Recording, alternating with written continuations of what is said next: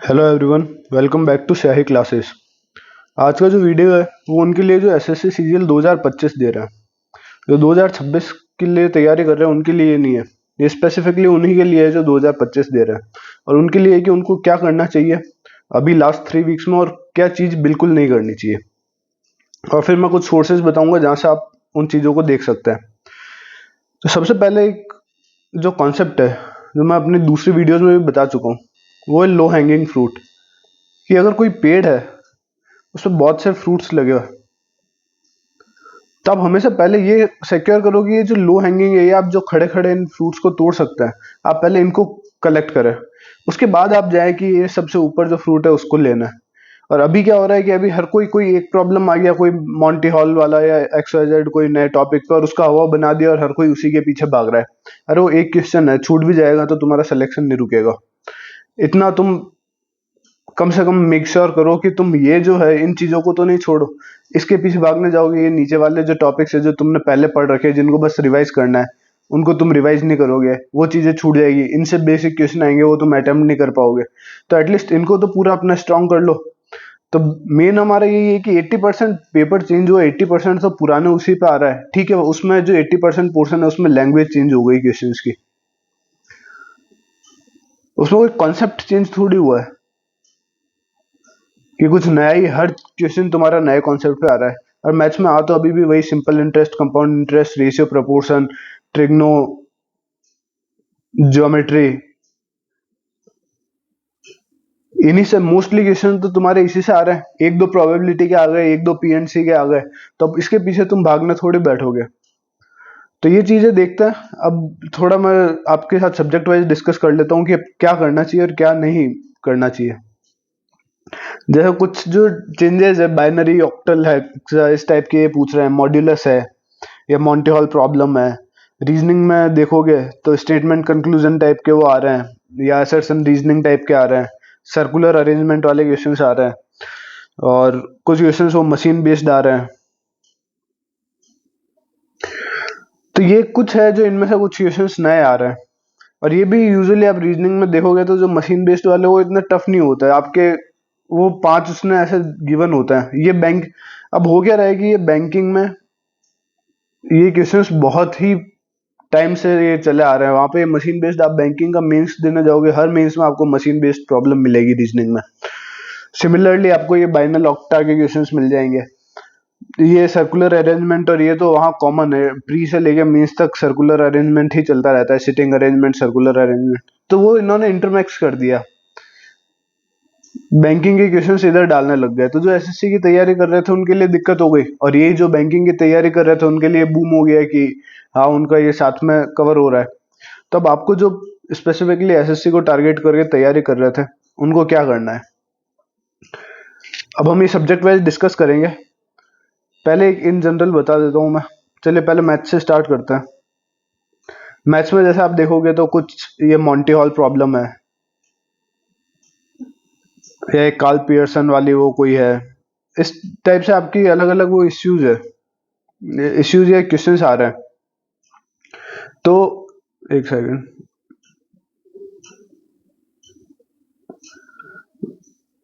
तो आपके वो क्वेश्चंस आ रहे हैं, तो आप कितने आएंगे, 4 से 5।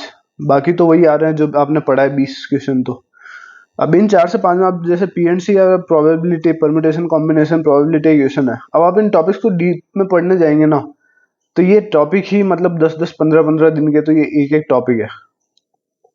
अगर पूरा आप करोगे मैं ढंग से पढ़ूँ और इनमें से कोई भी क्वेश्चन आए तो वो नहीं छूटे, तो कोई सेंस ही नहीं बनता उस चीज का। मैथ्स में आप अभी क्या कर सकते हो, मोस्टली टीचर्स तो फर्जी भरे हैं। एक आरबी चैनल है, सब जानते ही होगे आप जो तैयारी कर रहे हो, उसमें वो ये नए टॉपिक से रिलेटेड वीडियोस डाल रहे हैं। वो 1-1 घंटे की वीडियोस, आप उनको देख सकते हो। उनमें से क्वेश्चन आया तो वेल एंड गुड है। बाकी वो मैं नाम नहीं लूंगा, ऐसे ऐसे टीचर है जो हर दिन 2-2, 3-3 घंटे की वीडियो निकाल रहे हैं, और ये पेपर ऐसे सॉल्व हो जाएगा, वो पेपर ऐसे सॉल्व, इस टाइप के क्वेश्चंस को ऐसे खत्म कर दो। वो देखोगे पूरा टाइम वेस्ट है। लास्ट जो टाइम है वो रिवीजन का होता है, वो नई चीज पढ़ने का कभी भी नहीं होता। ठीक है, अब पैटर्न चेंज हो गया तो हम इतना अडॉप्ट कर ले कि जो नए टॉपिक्स है उनमें से जो इजी क्वेश्चंस है वो हमारे नहीं छूटे। और वो कैसे मेक श्योर करेगी जो नया टॉपिक है उससे रिलेटेड 1 घंटे का वीडियो देख लिया, कुछ 20 25 30 क्वेश्चन हमने सॉल्व कर लिए, दैट्स इट। ज्यादा पी एंड सी प्रोबेबिलिटी इनके पीछे भागोगे तो तुम खुद का नुकसान करोगे, मैं बता रहा हूँ। तुम पीछे रह जाओगे और जो वो 20 क्वेश्चन ढंग से रिवाइज करके जा रहा है, उन्हीं की प्रैक्टिस करके जा रहा है, वो 20 क्वेश्चन कर लेगा और तुम ये 3 4 क्वेश्चन के पीछे वो 20 में से भी 10 15 क्वेश्चन अटेम्प्ट नहीं कर पाओगे क्योंकि तुम्हारे पास टाइम नहीं बचेगा। अब एक चीज जो इसमें कॉन्सेप्ट होता है ना, कॉन्सेप्ट ऑफ लर्निंग, किसी भी चीज के लिए हो, आप एक बार पढ़ते हो, उसको 2 से 3 बार रिवाइज करते हो, उससे रिलेटेड प्रैक्टिस करते हो, तब तो वो जाके आपके दिमाग में रिटेन होता है कॉन्सेप्ट। और फिर वो रिटेन होने के बाद आपको उसकी एक्सटेंसिव, मैथ्स में स्पेशली एक्सटेंसिव प्रैक्टिस करनी पड़ती है, तब जाके आप उसको फास्ट सॉल्व कर पाते हो। अब ये नए जो टॉपिक्स बहुत से लोग पढ़ रहे हैं, आप पढ़ा रहे हैं, वो आप पढ़ोगे, उसके बाद आप उसकी प्रैक्टिस नहीं कर पाओगे। एग्जाम में क्वेश्चन आ गया, आप उस क्वेश्चन को लोगे कि हाँ ये मैंने पढ़ रखा है, अभी पढ़ के आया हूँ, इसमें 3 से 4 मिनट वेस्ट कर दोगे। जो आपको इस टाइम पीरियड में 2 से 3 अलग दूसरा आप क्वेश्चन कर लेते हैं, वो आप नहीं कर पाओगे। और एक ही के पीछे आपने मान लिया सॉल्व कर लिया, लेकिन वहीं किसी दूसरे ने तो आपसे ज्यादा 2 से 3 क्वेश्चन किए, वो सिलेक्शन ले जाएगा। वहाँ ये थोड़ी देख रहे हैं कि अरे ये टफ वाला क्वेश्चन जिसको 10% बच्चों ने सॉल्व किया था, उन्हीं को हम सेलेक्ट करेंगे। उनका तो ये है कि जो मैक्सिमम स्कोर करेगा, कट ऑफ के ऊपर स्कोर करेगा, उसको सेलेक्ट करेंगे। तो मैथ्स में आप, मैं एक ही चीज रेकमेंड करूंगा, जो आरबी वाला चैनल है, मैथ्स और इवन रीजनिंग, रीजनिंग में आपके सर्कुलर अरेंजमेंट और मशीन बेस्ड ये जो पैटर्न वाले क्वेश्चन आ रहे हैं, आरबी चैनल में कोई प्रमोशन नहीं कर रहा है या कुछ नहीं कर रहा, बट जो मैं जानता हूँ वो ये बंदा जेन्युइनली पढ़ा रहा है और वो 1 घंटे का ही वीडियो डाल रहा है किसी भी टॉपिक से रिलेटेड। तो वो ओवरऑल भी आप देखोगे तो 5 से 6 घंटे में वो बेसिक्स कवर कर रहे हैं। उसके बाद आप प्रैक्टिस कर लो तो वो 2 से 3 दिन आपको लगेंगे, तो जितने भी नए टाइप के वो पढ़ा रहे हैं वो क्वेश्चन आप टैकल कर पाओ। बाकी मैं टीचर्स का नाम नहीं लेना चाह रहा और उन पे इतना गुस्सा आता है कि ऐसे ऐसे टीचर है जो हर टॉपिक को पकड़ के 1 1 2 2 घंटे की वीडियो डाल रहे हैं और उसके ऊपर बिना मतलब टाइम वेस्ट कर रहे हैं, डरा रहे हैं और नमस्कार और दोस्तों और ये XYZ। तो ये चीज आप मत देखो, यहाँ से आप पढ़ सकते हो। इसके अलावा मेरे को और भी जेन्युइन सोर्स होंगे, लेकिन मेरे को नहीं मालूम, वो मेरे नॉलेज में नहीं है। तो अभी आप जो पढ़ रहे थे उसको रिवाइज करो, उसकी प्रैक्टिस करो, नए पैटर्न पे मॉक्स दो, टाइम इन चीजों में इन्वेस्ट करो। इसमें नहीं कि जाके अभी नया पढ़ लिया, नया कुछ सीख लिया, वो चीज आपको नुकसान ही पहुंचाएगी। ये हो गया हमारा क्वांट्स का। सेकंड सेक्शन हम देख लेते हैं रीजनिंग। अब रीजनिंग में क्या है कि एक सर्कुलर अरेंजमेंट टाइप के क्वेश्चन आ रहे हैं। अब वैसे तो अगर इसका एक क्वेश्चन आता तो मैं ये भी छोड़ने को बोल देता, बट ये आपको करना इसलिए चाहिए क्योंकि होता ही है कि सर्कुलर अरेंजमेंट का क्वेश्चन आता है। बैंकिंग में तो ये होता है कि एक इसका क्वेश्चन आता है ना, तो उससे रिलेटेड फिर 5 क्वेश्चन पूछ लेता है। यहाँ 5 तो नहीं, पर आपसे करीब 2 से 3 क्वेश्चन पूछ लेंगे, उससे हो सकता है। It is a probability, 100% surety के साथ कोई नहीं कह सकता। ना पेपर आया ना कुछ, बस उसका वो हवा बना रखा है, वो अलग चीज है। बट इससे रिलेटेड आपसे 2 से 3 क्वेश्चन पूछ लेंगे। तो उस केस में ये हो जाता है कि आप अगर सॉल्व कर लोगे तो आपको 2 से 3 क्वेश्चन आपने सॉल्व कर लिए एक बार, बस एक बार ये पजल सॉल्व करना है और आपके 2 से 3 क्वेश्चन सिक्योर हो गए। तो इसमें आप क्या कर सकते हो कि जो बैंकिंग के प्री के पजल्स है, प्री का बोल रहा हूं मैं, मेंस के तो गलती से छू भी मत लेना अभी, उनको सॉल्व करने का ट्राई करो। आप 20 से 25 पजल सॉल्व कर लोगे तो फिर एग्जाम में कैसा भी क्वेश्चन आए, मतलब बहुत टफ आया तो अलग चीज है, लेकिन इजी टू मॉडरेट कोई क्वेश्चन आए वो आप एग्जाम में सॉल्व कर लोगे और उससे रिलेटेड 2 से 3 क्वेश्चन। तो रीजनिंग में ये चीज देख सकते हो। मशीन इनपुट आउटपुट आउटपुट के भी क्वेश्चन है, ये भी बहुत इजी टाइप के क्वेश्चन होते हैं। इसमें होता है कि आपको एक पैटर्न दिया होता है, फिर नेक्स्ट एक और लाइन में दूसरा पैटर्न है, फिर तीसरा। तो इसमें यूजुअली होता है, कभी ये ऐसे, सबसे इजीएस्ट सिनेरियो बता रहा हूँ कि इस लाइन से इस लाइन में इस चीज को फर्स्ट में लिया है, ये आपका सेकंड में चला गया, ये थर्ड में, ये ऐसे मतलब ये शिफ्ट हो रहा है। तो इसी टाइप का आपको पैटर्न आइडेंटिफाई करना होता है कि किस टाइप से ये चीजें चल रही है। और वो एक बार आपने पैटर्न आइडेंटिफाई कर लिया, उसके बाद आपसे लास्ट स्टेप पूछ लेंगे कि इस आउटपुट की लास्ट स्टेप क्या होगी, या बीच में कोई मिसिंग स्टेप होगी तो वो पूछ लेंगे। तो ये क्वेश्चन भी मैं तभी सॉल्व करने के लिए रिकमेंड करूंगा एग्जाम में इनको आप देख लो एक बार, ये आरबी वाले चैनल पे 30-40 मिनट का वीडियो है ये। पर मैं एग्जाम में तभी ये क्वेश्चन आपके आगे आए और आपको तभी सॉल्व करने के लिए रिकमेंड करूंगा जब इस क्वेश्चन से आपसे 2 से 3 क्वेश्चन मिनिमम पूछे गए हो। ऐसा नहीं है कि मशीन इनपुट आउटपुट का क्वेश्चन आया और एक ही क्वेश्चन उससे रिलेटेड आपसे पूछा गया, तो उसमें फिर आप जितना टाइम इसको सॉल्व करने में दोगे ना उतना वो वर्थ नहीं है कुल मिला के। तो उससे आपसे 2 से 3 क्वेश्चन पूछे गए या एक ही क्वेश्चन पूछा गया तो आउटपुट फिर जैसे मैं बता रहा हूँ कि इतना इजी है कि लास्ट टर्म को फर्स्ट में लिया, इसको यहाँ क्यों आप देखते ही आइडेंटिफाई कर रहे हो कि ये इसका पैटर्न है।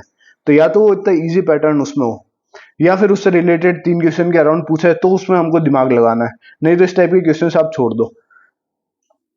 सिमिलरली जो सर्कुलर अरेंजमेंट है उसमें भी मैंने बताया कि 2 से 3 क्वेश्चन है, और या फिर क्वेश्चन इतना इजी है कि 2 लाइन का ही क्वेश्चन है और आप एक बार बस पढ़ के एक ही बार में उसको सॉल्व कर दे रहे हो। अब जो अरेंजमेंट वाले टाइप के क्वेश्चन है इसमें मैं एक बेसिक आइडिया बता देता हूँ आपको कि जैसे सर्कुलर अरेंजमेंट है उसमें बोला है 5 जना बैठे हैं अंदर फेस करके, तो आप सबसे पहले सर्कल बनाओ, इसके आसपास 5 ऐसे लाइंस बना लो कि ये 5 जना है, इनको इनवर्ड फेस इस टाइप से इनको रिप्रेजेंट कर दो, आउटवर्ड है तो आउटवर्ड कर दो। इससे क्या है कि वो लेफ्ट राइट करने में इजी होता है कि ये इसके लेफ्ट में बैठा है ये राइट में। क्वेश्चन पढ़ना स्टार्ट करो, इजीली आप डिड्यूस, जैसे फर्स्ट स्टेटमेंट है कि B is sitting second to the left of A, तो ए को कहीं भी मान लो और बी इसके सेकंड टू द लेफ्ट हो गया, ये फर्स्ट और ये सेकंड। फिर नेक्स्ट स्टेटमेंट पढ़ो, तो इस हिसाब से आप इजीली इसको डिड्यूस कर पा रहे हो, तो इसको सॉल्व करो। और इसमें बहुत ही कंफ्यूजिंग है कि मान लीजिए एक स्टेटमेंट तो ये हो गया कि B sitting second to the left of A, फिर लिखा है C sitting near to A, तो वो सी यहाँ भी हो सकता है यहाँ भी हो सकता है, मतलब C sitting adjacent to A. फिर एक और स्टेटमेंट दे दिया है कि D is also sitting adjacent to A, तो यहाँ सी या डी हो सकता है यहाँ सी या डी हो सकता है। इस तरह से केसेस बन जाता है। तो जब ये ऐसे बहुत से केसेस बनने लग जाए ना फिर उस क्वेश्चन को छोड़ दो, जब तक उसमें ज्यादा क्वेश्चन नहीं पूछे। ज्यादा है तो फिर केसेस में देखो कि यहाँ सी डी, फिर और स्टेटमेंट पढ़ो, उससे एक केस आपका एलिमिनेट हो जाएगा जिससे पता चल जाएगा यहाँ सी है यहाँ डी है और आप उसको इजीली सॉल्व कर लोगे।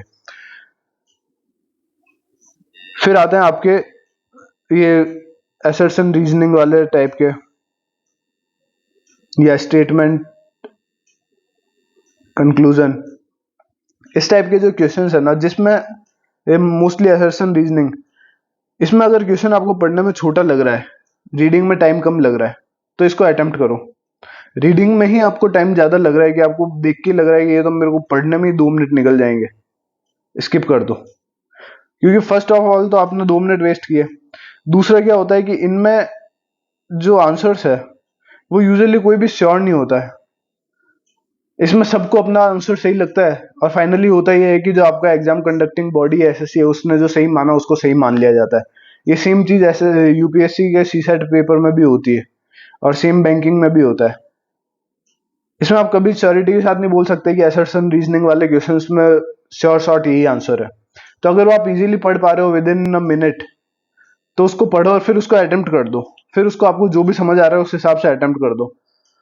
ये नहीं कि कुछ समझ ही नहीं आ रहा तो अटेम्प्ट मत करो, बट अगर आपको समझ आ रहा है कि कोई एक ऑप्शन सही लग रहा है तो उसको अटेम्प्ट कर लो, फिर उसमें कंफ्यूज मत हो कि ये भी हो सकता है ये भी हो सकता है, जो उन सब ऑप्शन में से बेटर आपको लग रहा है उसको अटेम्प्ट कर लो।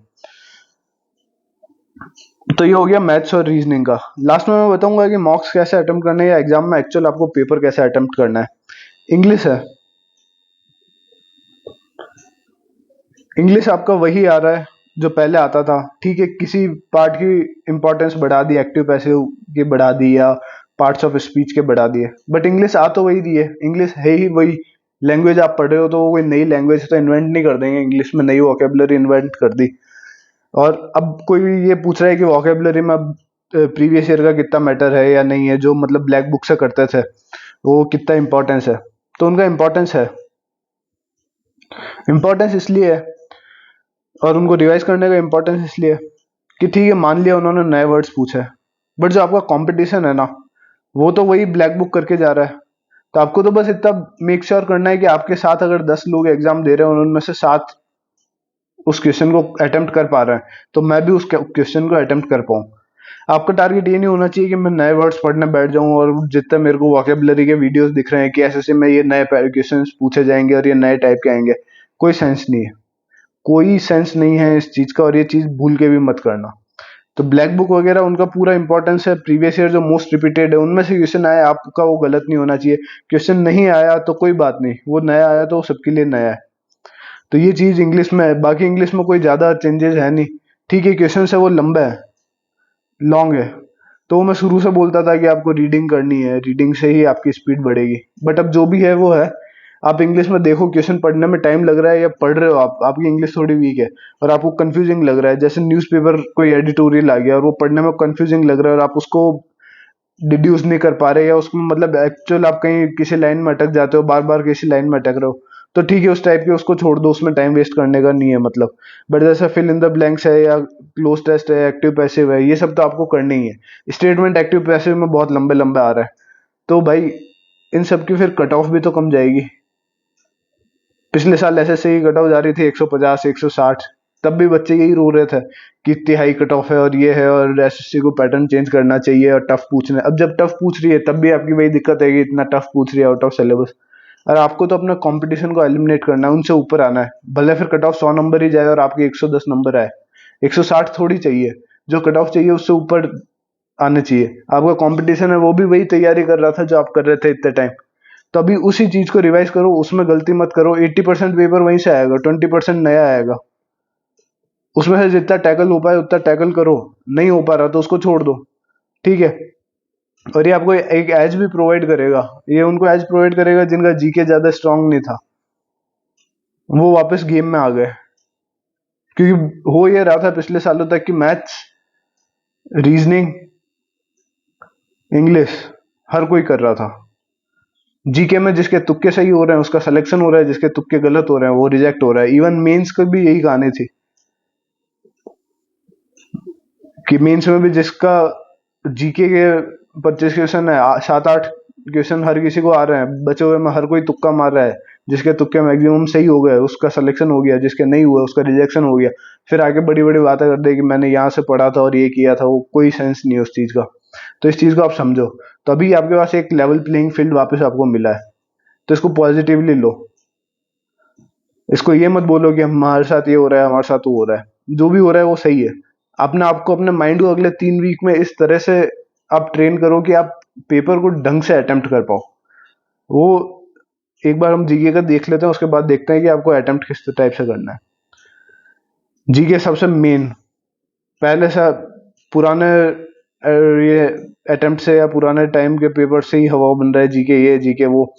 टीचर आता है, मैं किसी पर्टिकुलर टीचर का नाम नहीं लूंगा पर आप जानते हो बहुत से टीचर, वो क्या करता है, पीवाईक्यू बेस्ड उठाता है क्वेश्चंस, उस बेसिस पे अपने वीडियोस बनाता है।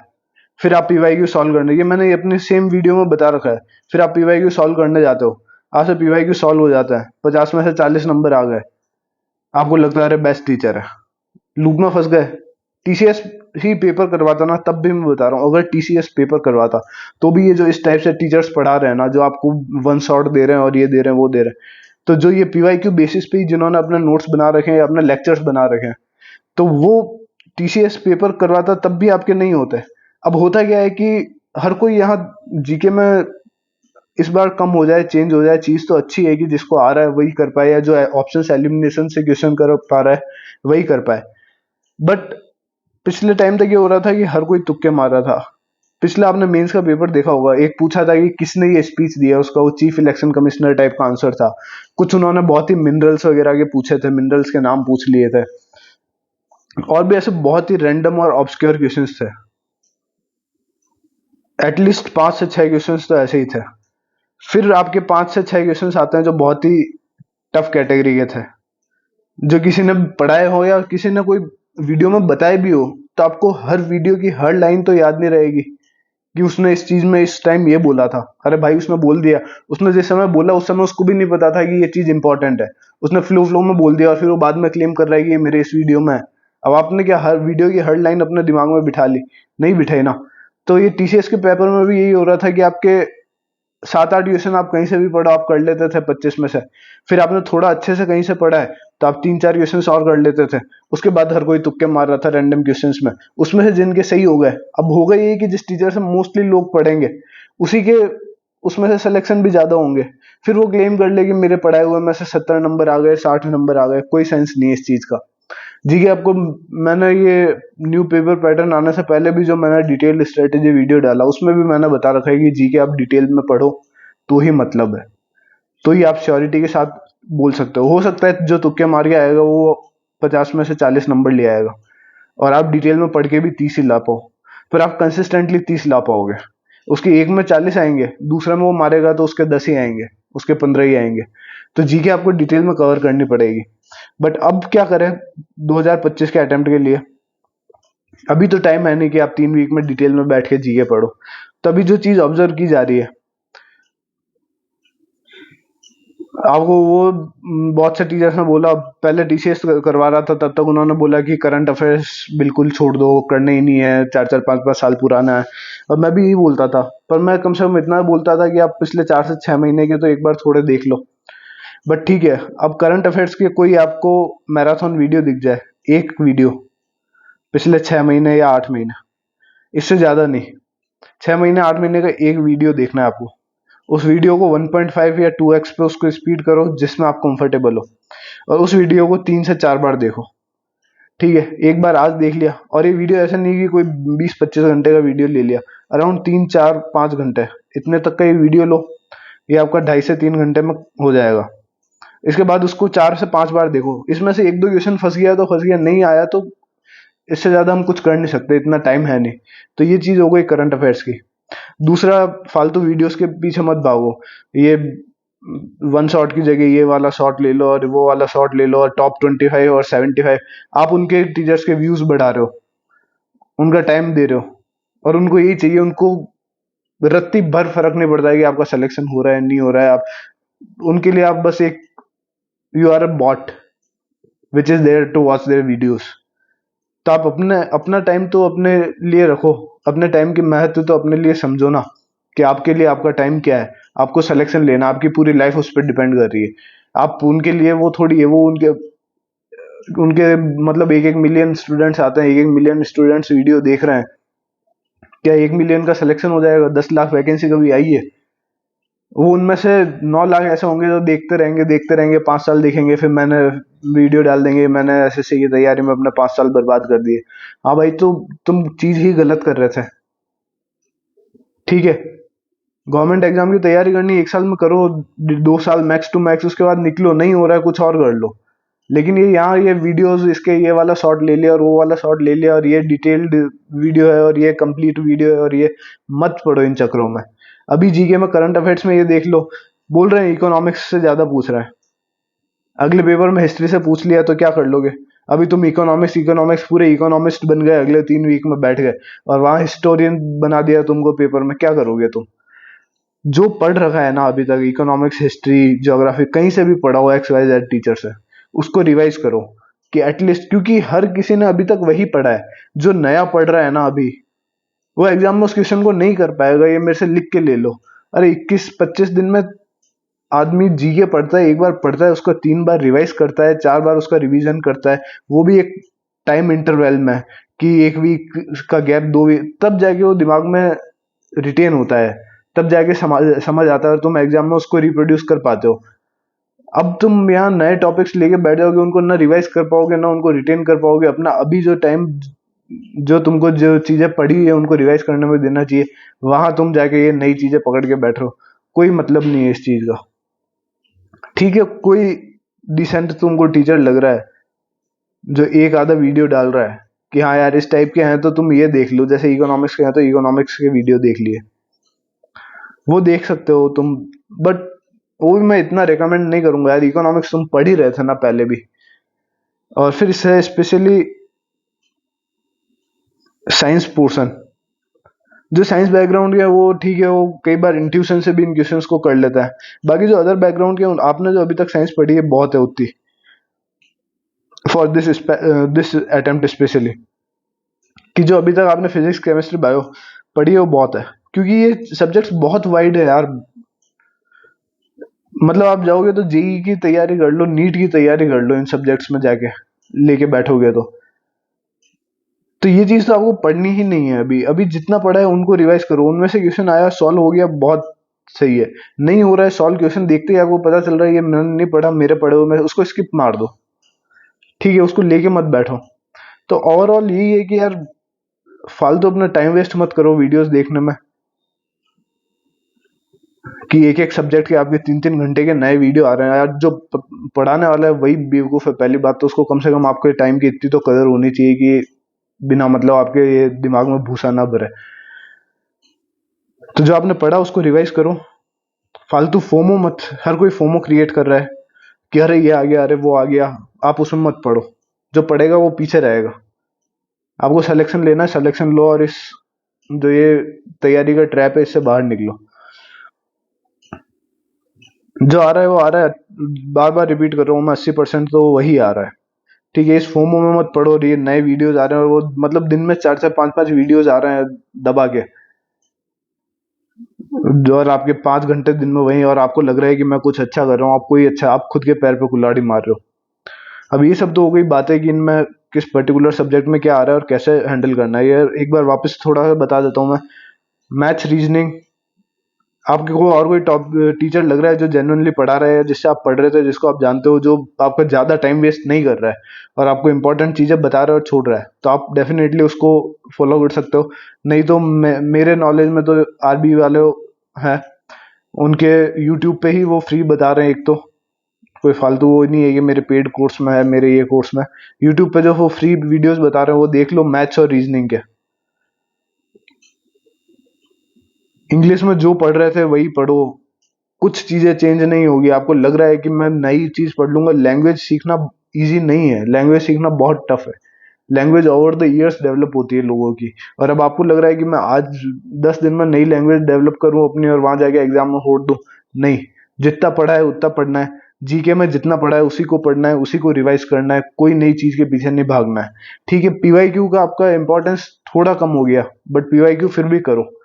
क्वेश्चन बनाने वाला है वो प्रीवियस ईयर क्वेश्चन कहीं ना कहीं ऑप्शन में डाल देगा उसको, तो आप एटलीस्ट ऑप्शन तो एलिमिनेट कर पाओ। ठीक है, अब आ जाते हैं पेपर अटेम्प्टिंग,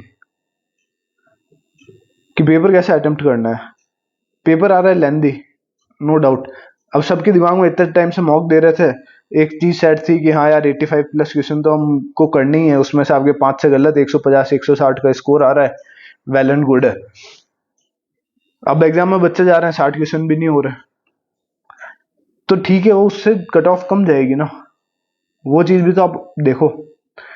अब क्या करना है आपको, कि आप सेक्शन ले रहे हो।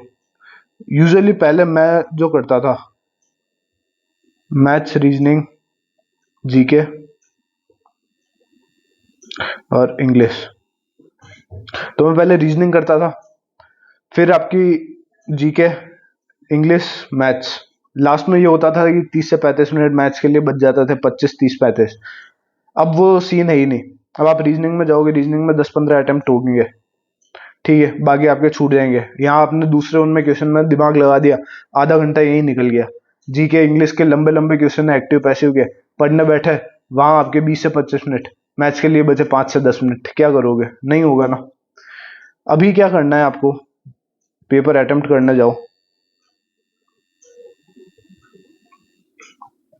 सबसे पहले उठाना रीजनिंग ही है।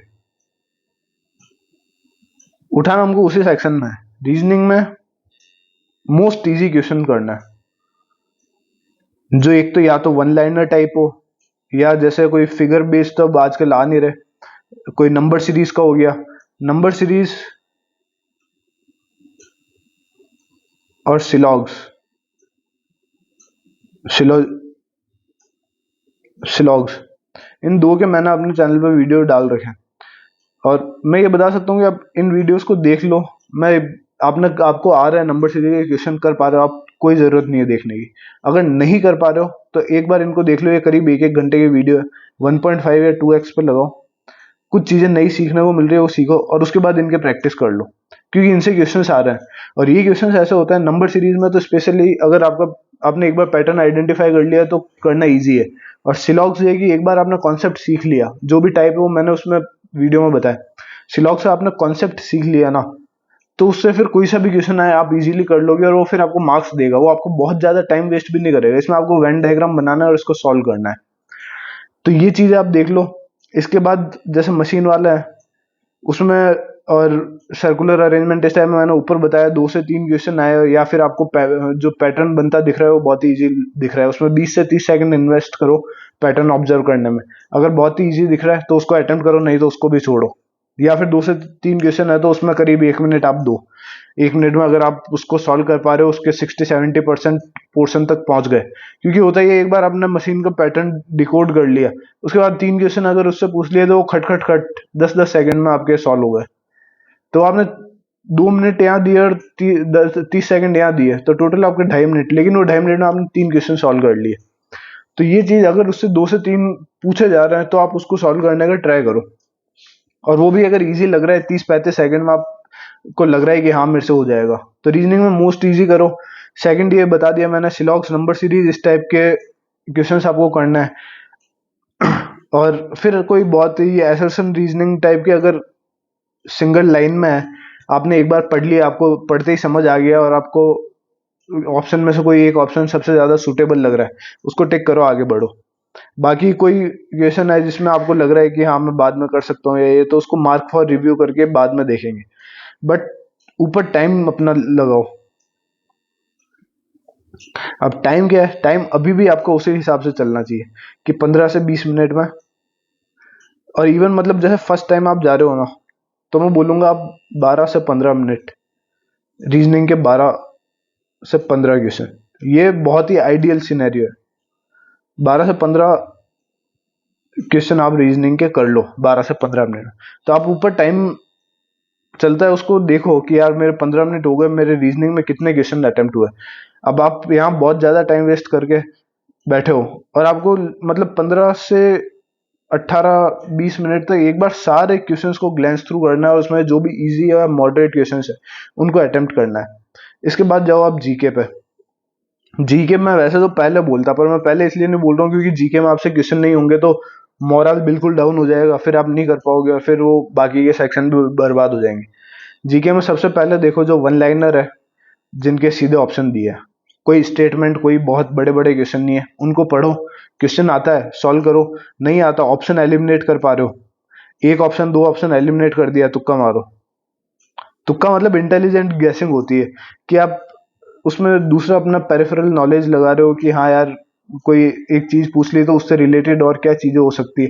वहां सोचने मत बैठो कि 2-2 3-3 मिनट सोच रहे हो, बट इन दो ऑप्शन में से आपको चूज करना है, तो थोड़ा इनमें दिमाग लगा के इनमें से एक जो आपको बेटर सुटेबल लग रहा है उसको चूज कर लो, इसको छोड़ो मत। अगर आप दो ऑप्शन, एक ऑप्शन एलिमिनेट कर रहे हो फिर आपके ऊपर है, दो ऑप्शन अगर आपने एलिमिनेट कर दिए ना, तो उसके बाद फिर इसको छोड़ो मत, फिर इस क्वेश्चन को अटेम्प्ट कर लो, क्योंकि प्रोबेबिलिटी का खेल है, आपका 50% प्रोबेबिलिटी है कि हो सकता है सही हो जाए।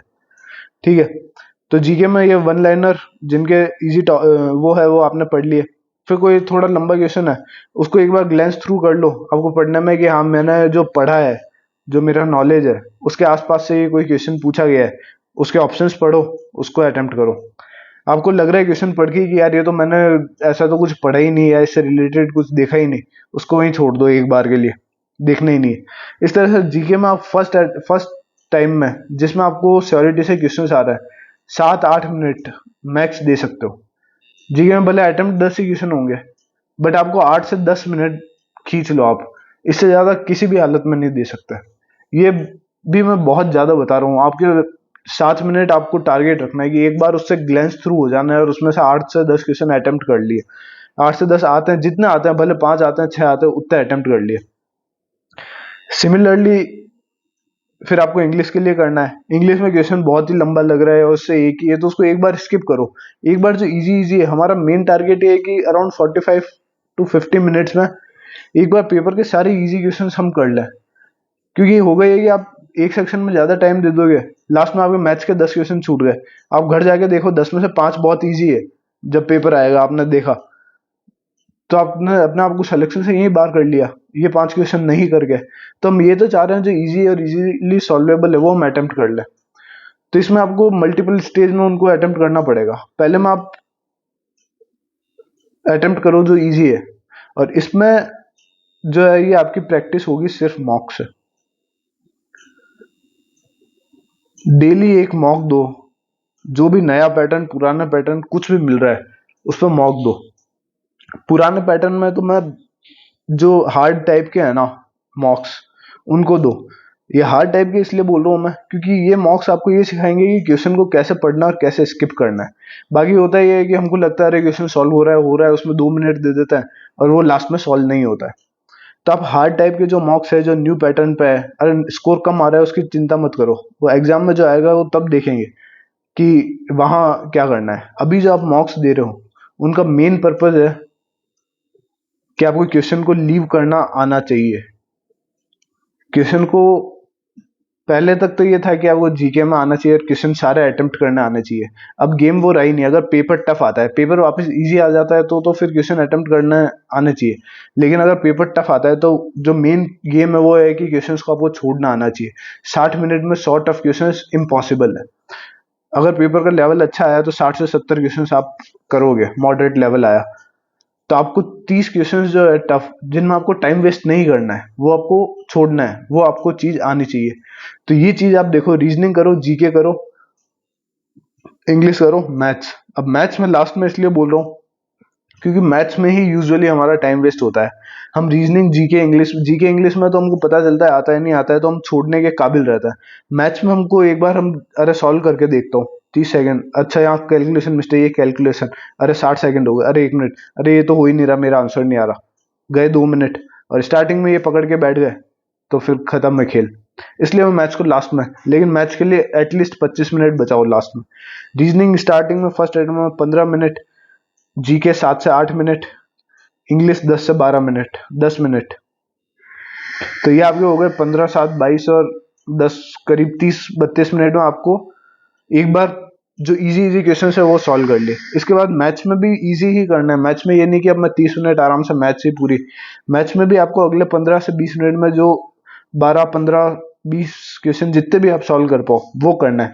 उसके बाद वापस आप स्टार्टिंग से देखो सारे, लास्ट के जो 10 से 15 मिनट है ना, उसमें आपको जो क्वेश्चंस आपने मार्क किए हैं या जो आपने नहीं किए उनमें देखो, उनमें फिर फटाफट की हाँ किसमें मैं 2-3 मिनट भी इन्वेस्ट करूँ तो मेरा क्वेश्चन सॉल्व हो जाए। जो आपको स्टार्टिंग में लग रहा था कि यार ये क्वेश्चन में मैं टाइम दूंगा तो हो जाएगा, पर मैं अभी स्टार्टिंग है टाइम नहीं देना चाह रहा, तो उसमें आप फिर यहाँ 2-3 मिनट दो। लास्ट के 10-15 मिनट में आपने 2-2 मिनट दे के भी 8-10 क्वेश्चन कर लिए तो मोर देन इनफ है। तो ये इस तरह से आपको पेपर अटेम्प्ट करना है। अब ये कोई डायरेक्ट एग्जाम में जाके ये चीज नहीं होगी, ये आप आज से ही प्रैक्टिस करनी स्टार्ट कर दो। रोज का मिनिमम एक मॉक दो, एग्जाम के दिन तक मत दो, एग्जाम से 2-3 दिन पहले भले छोड़ देना, लेकिन आज से स्टार्ट कर दो। एक मॉक मिनिमम, दो दो, तीन दो, कितने भी दो मॉक। क्योंकि मॉक देने का मैं इसलिए बोल रहा हूँ, एक तो आपका रिवीजन मॉक से ही होगा। आपने मॉक दिया ना, उसके बाद उसको सॉल्व करो। अब उसमें बहुत ही कोई ऑब्सक्योर क्वेश्चन है ना, जैसे ये मॉन्टी हॉल और ये एक्स वाई जेड प्रॉब्लम, ये छोड़ दो भले, लेकिन जो प्रॉफिट लॉस और ये एस आई सी आई और ये इस टाइप के जो बेसिक एल्जेब्रा, ट्रिग्नोमेट्री, इनके क्वेश्चन है उनको सॉल्व करो वापस।